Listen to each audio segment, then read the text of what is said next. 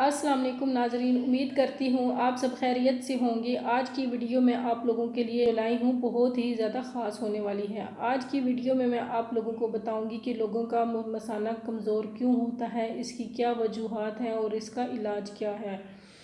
तो चलते हैं वीडियो की तरफ। अक्सर लोगों का मसाना बहुत ज़्यादा कमज़ोर हो जाता है और बार बार पेशाब आता है और वो रोक नहीं पाते।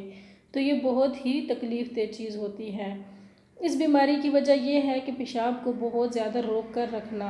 करना कुछ यूँ है कि एक फ्राई पैन में 1 चम्मच देसी घी डालें और गरम करें और इसमें 2 चम्मच सफ़ेद तिल डाल दें और 1 से 1.5 चम्मच खसखस डाल दें। खसखस धोकर सुखाकर फिर इसमें डालिएगा और इसको रोज़ाना 1 चम्मच सुबह नाश्ते के बाद खाएं और ये अमल हफ्ते में 2 बार करें। इंशाल्लाह 1 माह तक आपको आराम आ जाएगा।